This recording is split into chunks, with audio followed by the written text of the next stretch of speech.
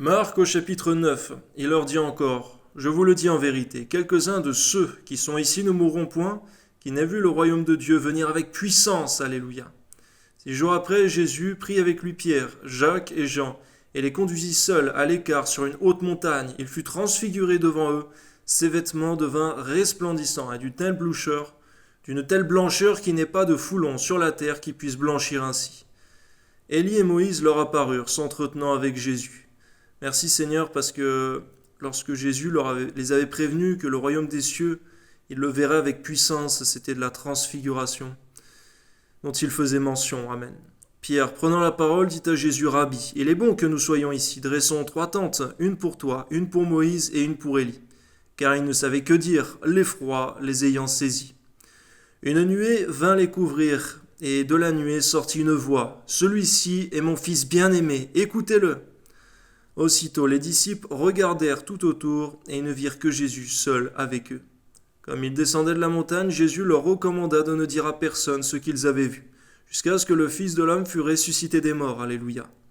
Ils retinrent cette parole se demandant entre eux ce que c'est que ressusciter des morts.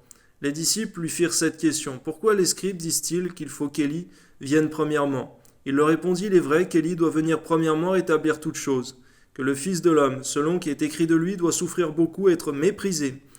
Mais je vous dis qu'Élie est venu, et qu'ils l'ont traité comme ils ont voulu, selon ce qui est écrit de lui. Lorsqu'ils furent arrivés près des disciples, ils virent autour d'eux une grande foule, et des scribes qui discutaient avec eux. Dès que la foule vit Jésus, elle fut surprise, et on accourut pour le saluer. Il leur demanda, « Sur quoi discutiez-vous avec eux ?»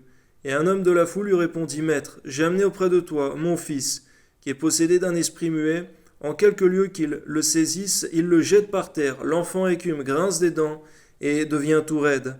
J'ai prié tes disciples de chasser l'esprit, et ils n'ont pas pu. Race incrédule, leur dit Jésus, jusqu'à quand serai-je avec vous? Jusqu'à quand vous supporterai-je? Amenez-le-moi. On le lui amena. Au passage, Seigneur mon Dieu, on voit que l'incrédulité est pour toi un sujet d'irritation. Donne-nous de manifester la foi dans toutes nos œuvres. Amen. Et aussitôt que l'enfant vit Jésus, l'esprit l'agita avec violence. Il tomba par terre et se roula en écumant. Jésus demanda au Père, combien y a-t-il de temps que cela lui arrive? Depuis son enfance, répondit-il. Et souvent l'esprit l'a jeté dans le feu et dans l'eau pour le faire périr. Mais si tu peux quelque chose, viens à notre secours, aie compassion de nous. On voit, Seigneur, de notre époque, combien, Seigneur mon Dieu, de possédés sont certainement, Seigneur, jetés dans les hôpitaux psychiatriques alors qu'ils ont besoin de délivrance. Bien que tous les problèmes ne viennent pas d'un problème de possession démoniaque, Seigneur mon Dieu, permets-nous, Seigneur mon Dieu, à tes disciples, à tes enfants sur terre, Seigneur mon Dieu, à tes chrétiens, de pratiquer, Seigneur, la délivrance avec l'autorité qui est dans le nom de Jésus. Amen. Jésus lui dit, « Si tu peux le croire, tout est possible à celui qui croit. » Aussitôt le père de l'enfant s'écria, « Je crois, viens au secours de mon incrédulité. » Jésus, voyant accourir la foule, menaça l'esprit impur et lui dit, « Esprit muet et sourd, je te l'ordonne, sors de cet enfant et n'y rentre plus. » Et il sortit en poussant des cris et en l'agitant avec une grande violence. L'enfant devint comme mort, de sorte que plusieurs disaient qu'il était mort. Mais Jésus, l'ayant pris par la main, le fit lever, et il se tint debout. Quand Jésus fut entré dans la maison, ses disciples lui demandaient en particulier, « Pourquoi n'avons-nous pu chasser cet esprit ?» Il leur dit, « Cette espèce-là ne peut sortir que par la prière et par le jeûne. » Permets-nous d'être des chrétiens fervents, Seigneur, dans la prière, mais aussi consacrés dans le jeûne. Amen. Ils partirent de là et traversèrent la Galilée. Jésus ne voulait pas qu'on le sût, car il enseignait ses disciples et il leur dit, « Le Fils de l'homme sera livré entre les mains des hommes, ils le feront mourir, et 3 jours après qu'il aura été mis à mort, il ressuscitera, gloire à Dieu. » Mais les disciples ne comprenaient pas cette parole, et ils craignaient de l'interroger. Ils arrivèrent à Capernaum. Lorsqu'il fut dans la maison, Jésus leur demanda, « De quoi discutiez-vous en chemin ?» Mais ils gardèrent le silence, car en chemin ils avaient discuté entre eux pour savoir qui était le plus grand.